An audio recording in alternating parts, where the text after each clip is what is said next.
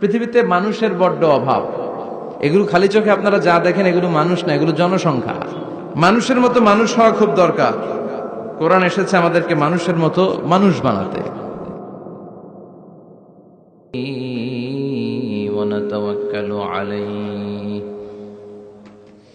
ونعوذ بالله من شرور أنفسنا ومن سيئات أعمالنا من يهده الله فلا مضل له ومن يضلل فلا هادي له أي فلن تجد له وليا مرشدا ونشهد أن لا إله إلا الله وحده لا شريك له هو الذي لا ضد له ولا ند له لا مثل له ولا مثيل له لا وزير له ولا كفيل له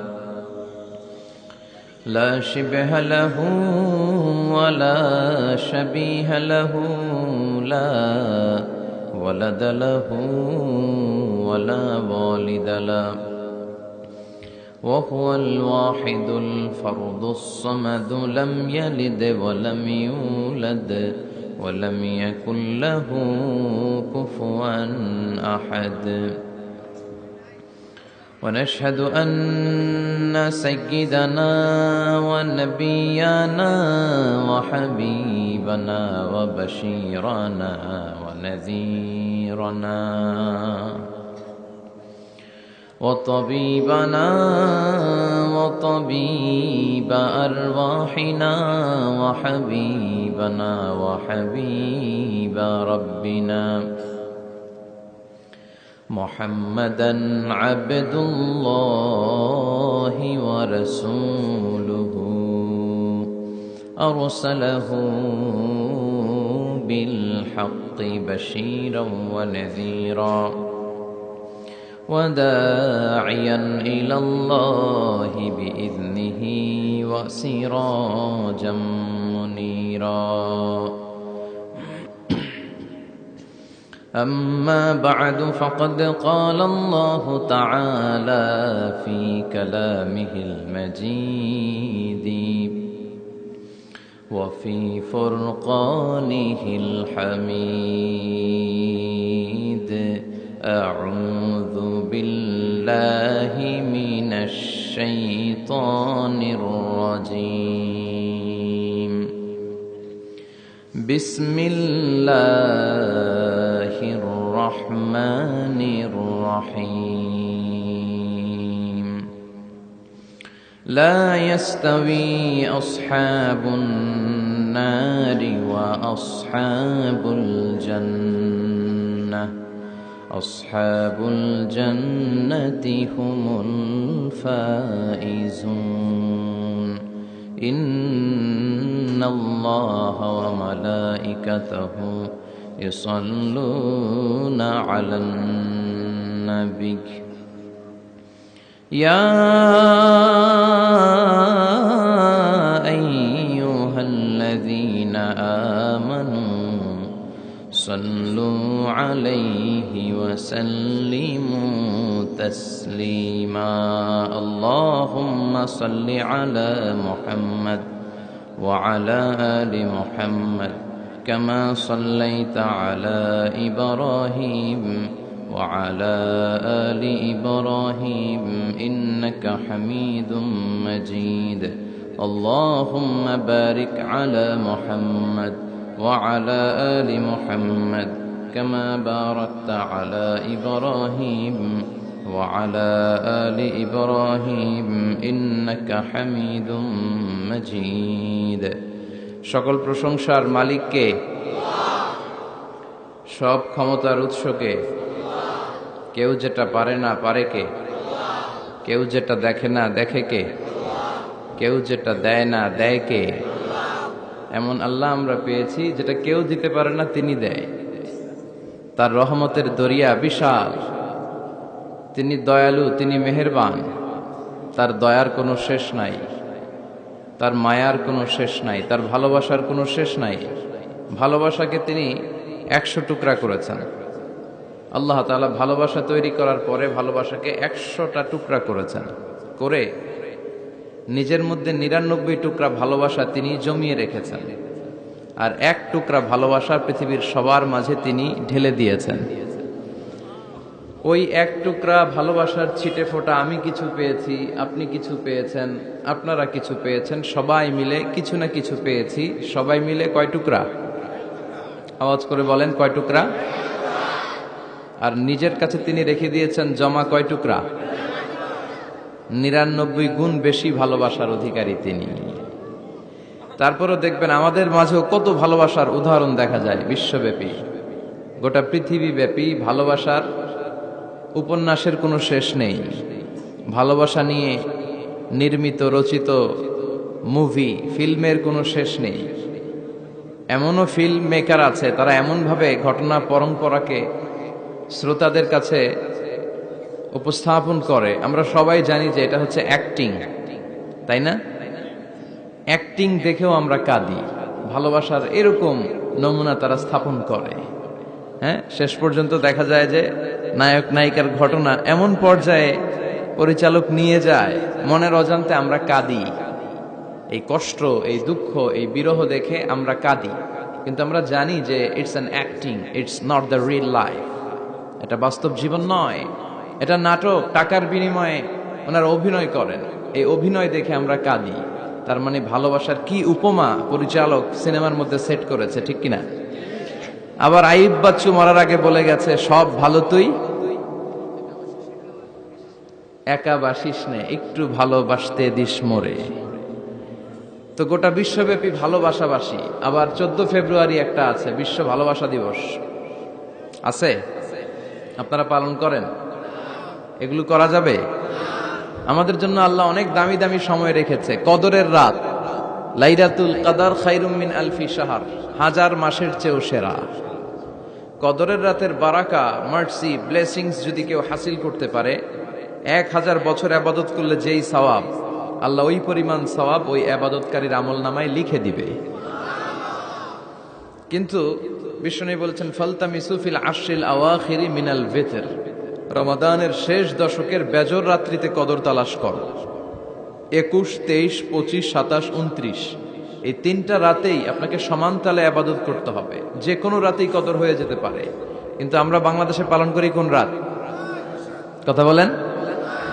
তো আপনি ইবাদত করলেন 27-এর রাতে, ওই বছর কদর হয়ে গেল 29-এর রাতে, যাবেন কই? মান হুরিমা ফাকাদ হুরিমা, মান হুরিমা খায়রাহা ফাকাদ হুরিমা। বিষ্ণু বললেন, যে কদরের রাত থেকে বঞ্চিত হলো, এর বরকত থেকে তার চেয়ে কপাল পোড়া মানুষ পৃথিবীতে নাই। এ রাত্রিতে মা আয়েশাকে বিশ্বনবী একটা স্পেশাল দোয়া শিখিয়ে দিয়েছেন, আর বলেছেন, আয়েশা, কদরের রাতে তুমি এই দোয়াটি পড়বে, আল্লাহুম্মা ইন্নাকা আফুন তুহিব্বুল আফওয়া ফাআফু আন্নি। মানে, হে আল্লাহ, আপনি ক্ষমাশীল, আপনি ক্ষমা করাকে পছন্দ করেন। আল্লাহ, আপনি আমাদেরকে ক্ষমা করে দেন। তিনি ক্ষমা করাকে পছন্দ করেন, তিনি মাফ করাকে পছন্দ করেন, তিনি তওবা কবুল করাকে পছন্দ করেন। 24/7 তার দরজাটা খোলা।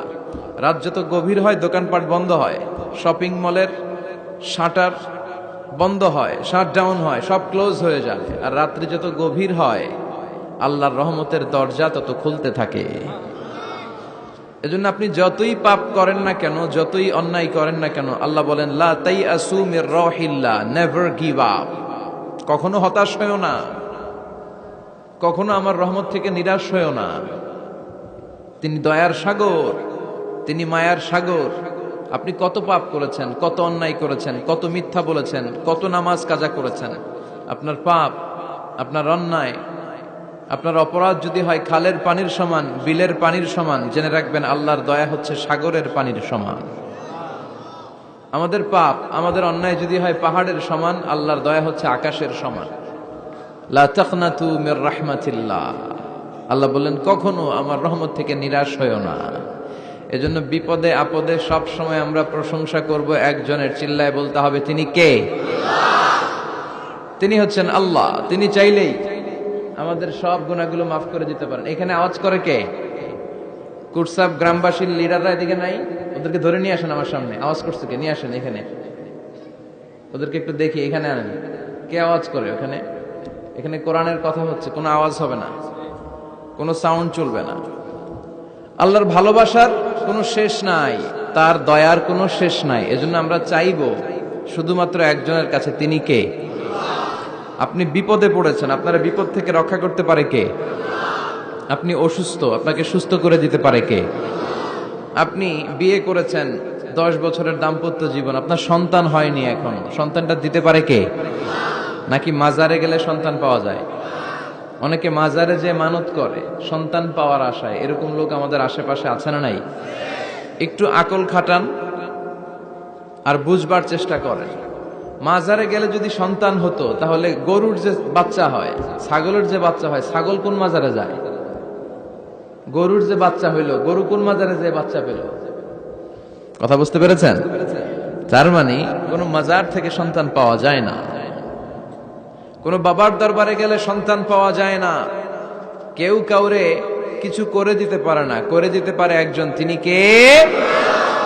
সব সময় সে আল্লাহর প্রশংসা করার দরকার আছে না নাই? কম কম না বেশি বেশি? আল্লাহর প্রশংসা করতে হবে বেশি বেশি। বিশ্বনবী ঈসা ইসলাম মসজিদে নববীতে একটা হাদিসের বঙ্গানুবাদ শোনাই আপনাদেরকে। তিনি মসজিদে নববীতে নামাজ শুরু করেছেন আল্লাহু আকবার বলে। বিশ্বনবীর মসজিদে নববীর জামাতের পদ্ধতি ছিল, সেখানে আমরা যেমনি আমাদের মসজিদে শুধু পুরুষরা যাই, ওনার মসজিদে শুধু পুরুষরা যেতেন না, নারীরাও যেত। সুবহানাল্লাহ পড়ে। হিজরা, হিজরা চিনেন? ডাক্তারি ভাষায় এদেরকে বলে হার্মোফ্রোডাইট। ডাক্তার যারা আছেন বুঝবেন, হার্মোফ্রোডাইট, বাইসেক্সুয়াল, উভয় লিঙ্গ এরা, মিডল জেন্ডার, পুরুষও না নারীও না, এরকম করেও আল্লাহ কিছু মানুষ বানায়। আমরা যে পুরুষ হয়েছি, বানিয়েছে কে? আমাদের বোন, আমাদের মা, ওদেরকে নারী বানিয়েছে কে?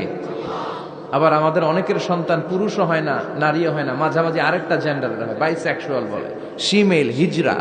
ওদেরকে হিজরা করে বানালো কে? আপনি আর আমি হিজরা হইতে পারতাম না? পারতাম। আমার বোন, আমার মা, ওরা হিজরা হতে পারতো না? পারতো। সবার পরীক্ষা। আমরা ছেলে হয়েছি, আল্লাহ আমাদেরকে ছেলে বানিয়ে পরীক্ষা করছেন।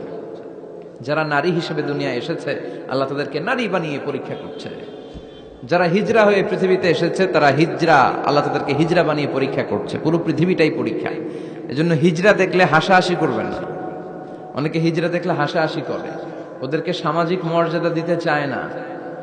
এক লোকের ধরেন 2 ছেলে 2 মেয়ে, আরেকটা হয়েছে হিজরা, তো বাসায় মেহমান আসলে ওই 2 ছেলে আর 2 মেয়েকে নিয়ে পরিচয় করায় মেহমানদের সাথে। হিজরাটা রেখে তুই আসিস না, তুই ঘরে থাক। এভাবে সে ফ্যামিলির একেবারে কর্নারে অবস্থান করে। ফলে সে আমাদের সমাজে থাকতে চায় না। সে খুঁজতে চায় যে আমার মতো এরকম সমাজে আর কে আছে দেখি। খুঁজে খুঁজে তার একটা সংঘবদ্ধ চক্র হয়ে যায়। তখনই তারা জীবিকার তাগিদে রাস্তায় নেমে পড়ে। আর হিংস্র প্রাণীর মতো শুক্রবারে জামাইয়ের গাড়ি যদি দেখে, বরের গাড়ি, ওইটা আটকায়। রাস্তাঘাটে ট্রাকের ড্রাইভার থেকে টাকা তোলে, প্রাইভেট কার যারা চালায়, গাড়ি চালায়, ওদের থেকে টাকা তোলে না? এর কারণ এদেরকে আমরা সামাজিকভাবে সম্মান দিতে শিখি নাই।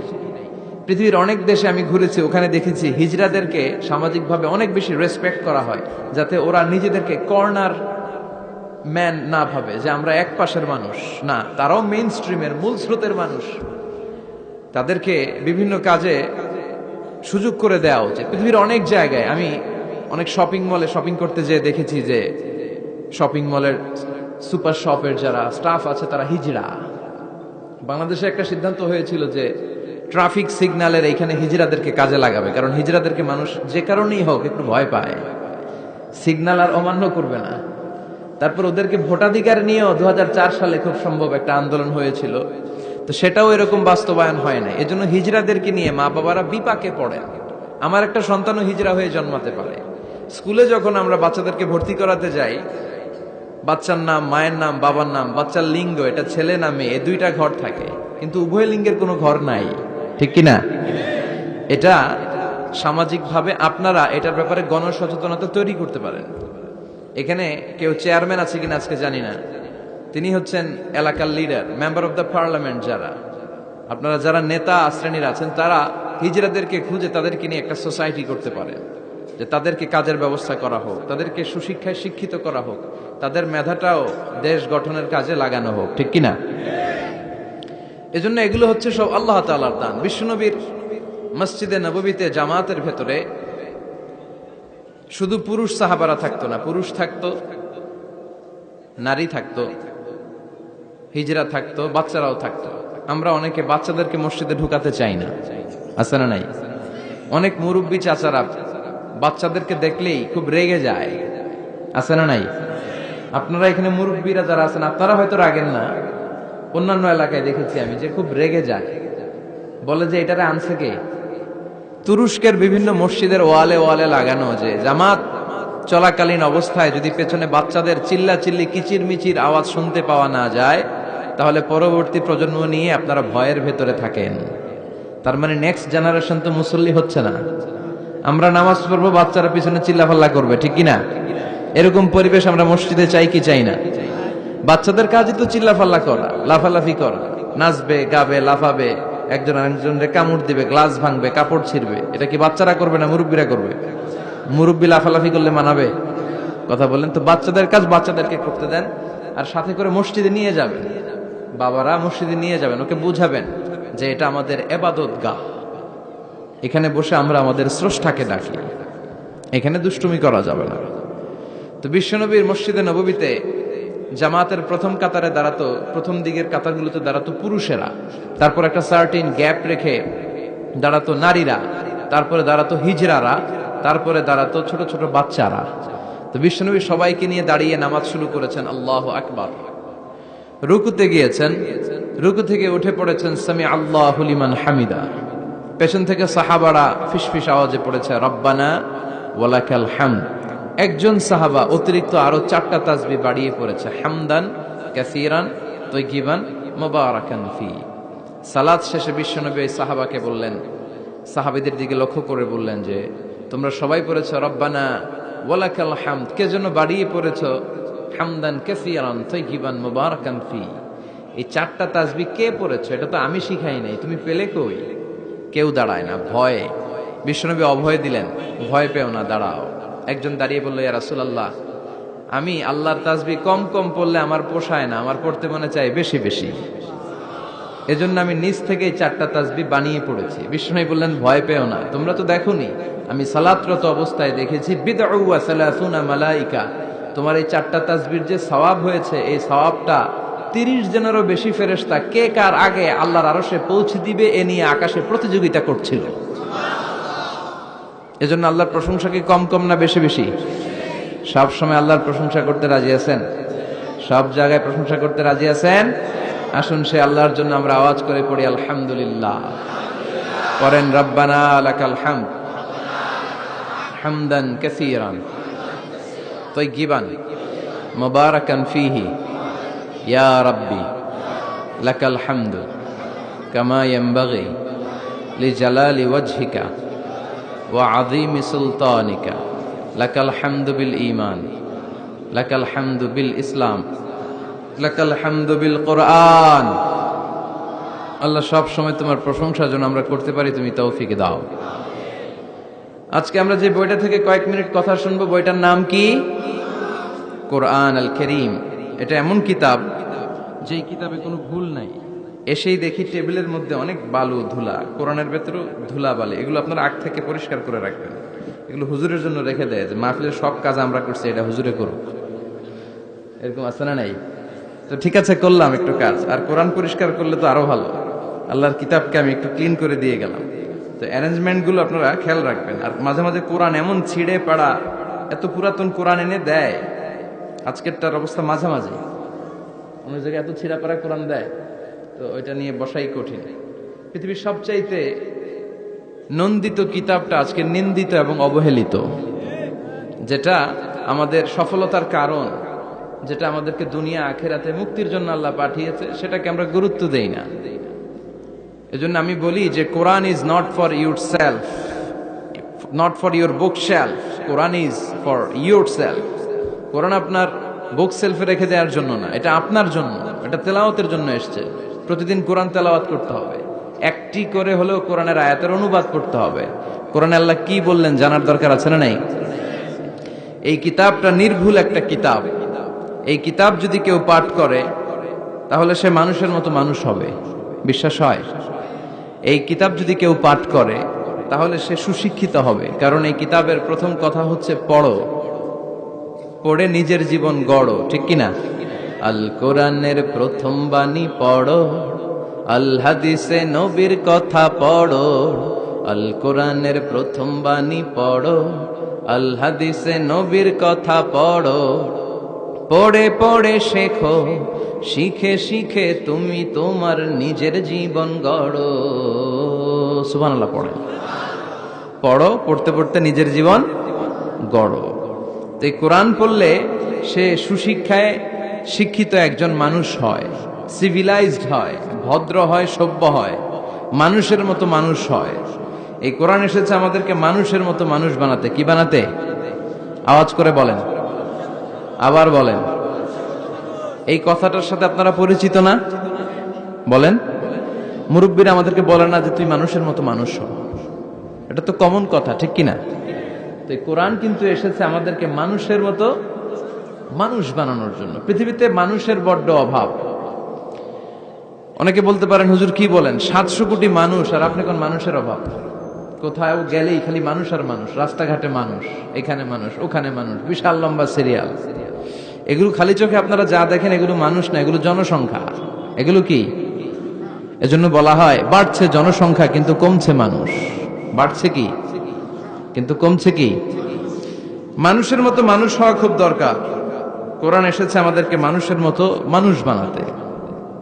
আমি প্রায় বলি যে গরুর পেট থেকে বেরোলে ওটা গরু হয়ে যায়, ছাগলের পেট থেকে বেরোলেই ছাগল, মুরগির পেট থেকে বেরোলেই মুরগি, কিন্তু মানুষের পেট থেকে বেরোলেই ওটা মানুষ হয় না, ওটার মানুষ করতে হয়, ওটার মানুষ বানাতে হয়, ঠিক কিনা? আবার ছাগল রে কেউ কোনোদিন বলে না যে তুই ছাগলের মতো ছাগল হ, বলে? গরুরে কেউ কোনোদিন বলছে তুই গরুর মতো গরু হ? আপনাদের এলাকায় গরু টরু তো নাই না, এজন্য বুঝতে অনেক কষ্ট হচ্ছে মনে হয়। আছে গরু? গরু পালেন না আপনারা? পালেন? পালেন? তা আপনার গরুরে কোনোদিন বলছিলেন যে তুই গরুর মতো গরু হইস? ছাগলের কেউ কোনোদিন বলে না তুই ছাগলের মতো ছাগল হ, কিন্তু মানুষকে বলা হয় তুই মানুষের মতো মানুষ হ, কারণ মানুষের মতো মানুষের বড় অভাব। এই দুনিয়া এখন তো আর সেই দুনিয়া নাই, মানুষ নামের মানুষ আছে দুনিয়া বোঝাই, সেই মানুষের ভিড়ে আমার আসল মানুষ নাই, ঠিক কিনা? আসল মানুষের বড় অভাব। তো এই কোরআনটা এসেছে আমাদেরকে আসল মানুষ বানাতে, মানুষের মতো মানুষ বানাতে। আপনি আপনার ছেলের এই বইটা পড়াই দিয়েন, দেখবেন মানুষের মতো মানুষ হয়ে গেছে। এই ছেলে আর চাঁদাবাজি করবে না, টেন্ডারবাজি করবে না, খাদ্যে ভেজাল দিবে না, মাছে ফরমালিন দিবে না, কোন সুন্দরী নারীকে মাঝরাতে পেলে ধর্ষণের চেষ্টা করবে না। চিল্লা এখন ঠিক কিনা? এজন্য এই কোরআনটা পড়াইতে হবে, শিখাই দিতে হবে। মানুষের মর্যাদা সবচাইতে বেশি। মানুষ যদি শ্রেষ্ঠ হয়, মানুষ ফেরেশতাকে ছাড়িয়ে যায়। মানুষ যদি নিকৃষ্ট হয়, সে পশুত্বকে হার মানায়। খুব দামি কথা, মনে রাখবেন। মেরাজ রজনীতে সাইয়েদনা জিবরাইল আলাইহিস সালাম তিনি সিদরাতুল মুনতাহা এসে বললেন, ইয়া রাসূলুল্লাহ, অনেক দূর এসেছি, আর তো যেতে পারবো না, এর উপর 1 ইঞ্চি গেলে আমার 600 পাখাকে আগুন দিয়ে জ্বালিয়ে দিবে কে? এখান থেকে আপনি আপনার রবের সাথে মিটিং করার জন্য উপরে যান। সুবহানাল্লাহ পড়েন। তার মানে জিবরাইলের খেলা যেখানে শেষ, বিশ্বনবীর খেলা সেইখানে। তাহলে মানুষ যদি মানুষের মতো হয়, সে ফেরেশতাকে ছাড়িয়ে যায়। আর মানুষ যদি খারাপ হয়, সে পশুত্বকে হার মানায়। কারণ দেখবেন, একটা পশু তার সমগোত্রীয় পশুকে হত্যা করে না। ছাগল কোনোদিন ছাগলের মারে না। একটা সিংহ আর একটা সিংহকে নৃশংসভাবে হত্যা করে না। একটা বাঘ আর একটা বাঘকে নৃশংসভাবে হত্যা করে না। কিন্তু একটা মানুষ আর একটা মানুষকে নৃশংসভাবে হত্যা করে কি করে না? করে। একটা সিংহ আর একটা সিংহকে মেরে 10 টুকরা, 15 টুকরা, 20 টুকরা করছে, এরকম কোনোদিন শুনেছেন? কিন্তু একটা মানুষ আর একটা মানুষকে শুধু নৃশংসভাবে হত্যাই করে না, হত্যা করে 10 টুকরা, 15, 20 টুকরা করে বস্তাবন্দি করে ক্ষেতের মধ্যে ফেলে দিয়ে আসে। এরকম ডাকাত আছে না নাই? মানুষ জনপদের পর জনপদ আগুন জ্বালিয়ে ছারখার করে দেয়, উপর থেকে বোমা মেরে শহরগুলোকে জ্বালিয়ে দেয়, আছে না নাই? আপনারা হিরোশিমা নাগাসাকির কথা শুনেছেন। দ্বিতীয় বিশ্বযুদ্ধে লিটল বয় আর ফ্যাটম্যান নামে দুইটা বোমা ফেলেছিল আমেরিকান সোলজাররা। কি আজীব ঘটনা, হাজার হাজার মানুষ নিচে বসবাস করছে, ওই পাইলটরা দুইটা বোমা নিয়ে উপর থেকে ছেড়ে দিল। যেই পাইলটরা ফেলতেছে ওরাও কিন্তু মানুষ, ঠিক কিনা? আর যাদেরকে মারার জন্য ফেলা হচ্ছে তারাও মানুষ। এই যে আপনাদের ঢাকা চট্টগ্রাম হাইওয়েতে মেঘনা দাউদকান্দির ডানে বায়ে ভয়ঙ্কর ধরনের ডাকাতি হয় জানেন? কুপিয়ে মানুষকে জখম করে রেখে দিয়ে যায়। আমি অবাক হই যে যারা কোপাচ্ছে এরাও মানুষ, আর যাদের টাকা ছিনতাই করে নিয়ে যাচ্ছে এরাও মানুষ। গত রাতে বা গত পরশু দেখলাম যে র্যাব ব্যাটালিয়ন 11 ওদেরকে গ্রেফতার করেছে, 8 জন ধরা পড়েছে। এগুলারে ক্রস ফায়ারে দেওয়া দরকার, কোনো বিচার টিচারের দরকার নাই, জায়গায় ক্রস ফায়ার, চিল্লায় বলেন ঠিক কিনা? তাহলে ক্রস ফায়ারের সঠিক ব্যবহার হবে। তো মানুষ যদি ভালো হয় ফেরেশতার চেয়ে ভালো, মানুষ খারাপ হলে পশুর চেয়েও খারাপ। এখন সিদ্ধান্ত আপনার, আপনি কি ভালো হবেন না খারাপ হবেন? আমরা এমন মানুষ হতে চাই যে মানুষের মর্যাদা ফেরেশতাদের চেয়েও বেশি। এই কোরআন এসেছে আমাদেরকে মানুষের মতো মানুষ বানাতে, কোরআন এসেছে আমাদেরকে জান্নাতি বানাতে। কি বানাতে? আমরা জান্নাতে যেতে চাই না? সবাই চান? চান না কে কে দেখি? আপনি চান না? আমরা আসলে সবাই জান্নাতে যেতে চাই, ঠিক কিনা? মালিক তুমি জান্নাতে, তোমার পাশে আমায় একটি ঘর বানিয়ে দিও, একটি ঘর বানিয়ে দিও সে বিভীষিকাময় মহাদিনে, তোমার প্রতিবেশী করে নিও।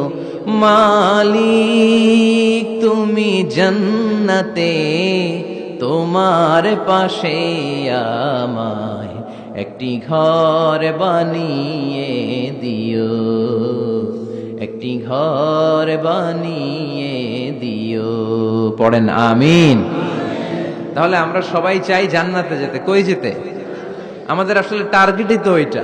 প্রত্যেকের একটা টার্গেট থাকা চাই না? আমাদের টার্গেটই এই যে আল্লাহর সন্তুষ্টি অর্জনের মধ্য দিয়ে আমরা কই ঢুকতে চাই। আর জান্নাতে যারা ঢুকলো তারা সফল, এই ঘোষণাটা কার? চিল্লায় বলতে হবে কার? রব্বুল আলামিন বলেন লা ইয়াস্তাবি আসহাবুন নারি ওয়া আসহাবুল জান্নাতি, আসহাবুল জান্নাতি হুমুল ফাইজুন। সুবহানাল্লাহ। আল্লাহ বললেন যারা জান্নাতে যাবে আর জাহান্নামে যারা যাবে তারা কখনো সমান হতে পারে না, তাদের মর্যাদা কশিনকালেও এক হতে পারে না। যারা জান্নাতে ঢুকতে পারবে তারাই সফল, যারা জান্নাতে ঢুকতে পারলো তারাই। ফামান যুহজিহা আনিন নারি ওয়া উদখিলাল জান্নাতা ফাকাদ ফাজ ওয়া মাল হায়াতুদ দুনিয়া ইল্লা মাতাউল গুরুর। আল্লাহ বললেন যারা জাহান্নাম থেকে মুক্তি পেল, জান্নাতের সার্টিফিকেট পেল, তারাই হলো সফল, ঠিক কি না? এটাই তো সফলতার মানদণ্ড হওয়া উচিত। আমি জাহান্নাম থেকে মুক্তির ঘোষণা পেলাম, আমি চিরস্থায়ী শান্তির জায়গা জান্নাতে ঢুকার অনুমতিপত্র পেলাম, আর কিছু লাগে? কথা কন। আমরা সবাই কই যেতে চাই? আল্লাহ বলেন the people of paradise and the people of hellfire never be equal. The people of paradise gained the ultimate success in life. যারা জান্নাতে যাওয়ার অনুমতি পেল তারাই সফল। আমরা সেই সফল মানুষ হতে চাই, ঠিক কিনা? আমরা সবাই জান্নাতে যেতে চাই। আসলেই চান তো? শুধু কথায় না কাজেও? কাজেও সেটার প্রমাণ দিতে হবে। আমরা জান্নাতে যেতে চাই। জান্নাত এমন জায়গা যে জায়গায় আছে শুধু আরাম আর আরাম, আর জাহান্নামে আছে খালি ব্যারাম। আরামের বিপরীত কি? জান্নাতে আছে কি? কই ব্যারাম। জান্নাতে আছে কি? আর জাহান্নামে? আওয়াজ করে বলেন জান্নাতে কি আছে?